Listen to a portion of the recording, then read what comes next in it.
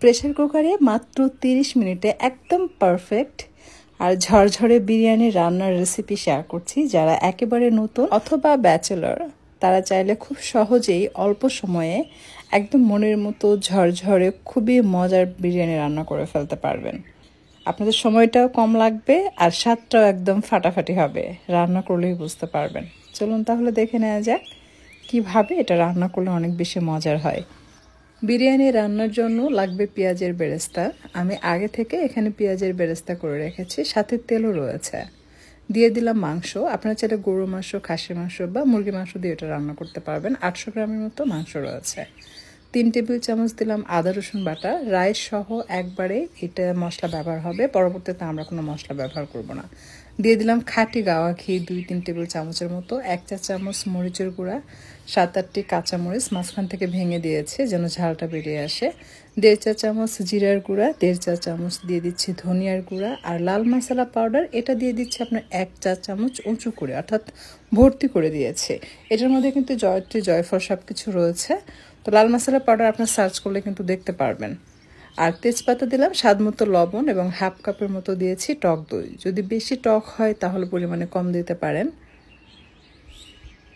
এই পর্যায়ে 1.5 চা চামচের মতো দিয়েছি কেওড়া জল, টমেটো সস 2 টেবিল চামচের মতো, আর স্বাদ মতো চিনি দিয়ে দিচ্ছে।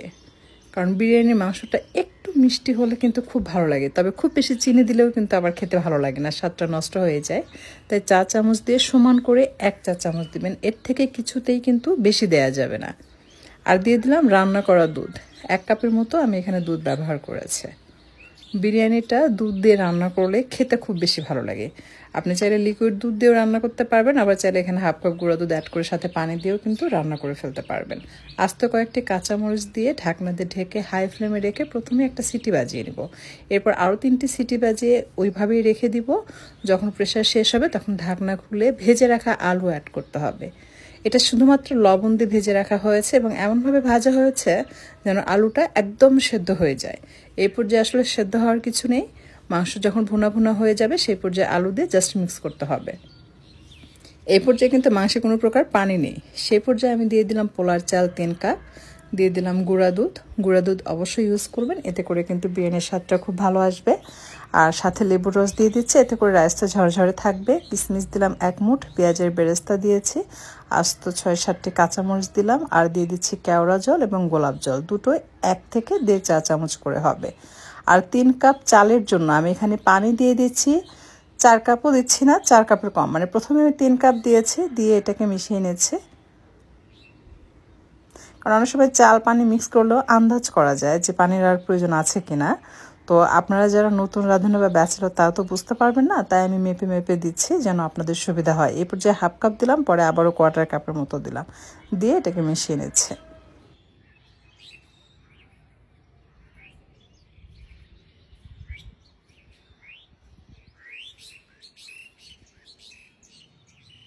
আর স্বাদ বৃদ্ধির জন্য আমি এই পর্যায়ে দিয়ে দিলাম হাফ টিস্পুন টেস্টিং সল্ট। এটা অবশ্যই দিবেন, এতে করে স্বাদ বৃদ্ধি হয়।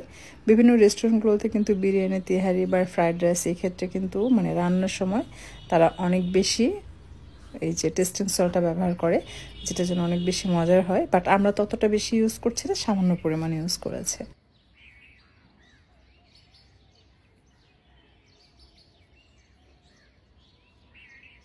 এরপর হাই ফ্লেমে রেখে জাস্ট একটা সিটি বাজিয়ে নেবেন।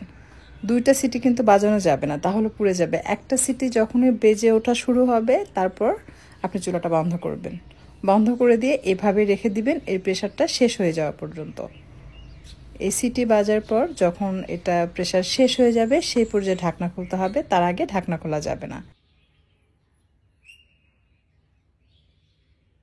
একটা সিটি বাজলেই কিন্তু আপনার এই যে বিরিয়ানির রাইস একদম পারফেক্টলি ফুটবে এবং নিচে কোনো প্রকার পানিও থাকবে না, বা একটা চালও পোড়াও হবে না, বা হালকা যে ব্রাউন হওয়া সেটাও হবে না। একদম পারফেক্টলি ডান, মানে আপনি নিচে থেকে দেখালে বুঝতে পারবেন। আমি নিচে থেকে আপনাদেরকে রাইসটা তুলে দেখাই, তাহলে আপনাদের বুঝতে সুবিধা হবে। দেখুন, এটা হচ্ছে নিচের রাইস, একটুও কিন্তু পোড়া লাগেনি বা পানিও নেই, একদম পারফেক্ট। এই পর্যায়ে যদি আপনার কাছে একটু সফটও মনে হয় কোনো প্রবলেম নেই, যেহেতু প্রেশার কুকারে রান্না করছেন। এটা জাস্ট এটা চেলে মিক্স করবেন। মানে এটা কি হয়, আপনি আধা ঘন্টা 1 ঘন্টা পর যদি চেলে মিক্স করতে যান, যেহেতু আপনি রান্না করছেন প্রেশার কুকারে, তো দেখবেন দলা পেকে থাকবে।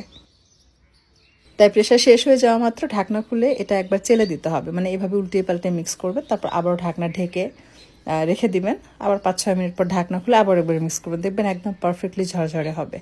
তো আমি দেখতেই পাচ্ছেন রাইসটা উল্টিয়ে পাল্টিয়ে মিক্স করেছি, একদম পারফেক্ট ফুটেছে এবং ঝরঝরেও হয়েছে। আর স্বাদ কি বলবো, আপনি রান্না করে খেলে বুঝতে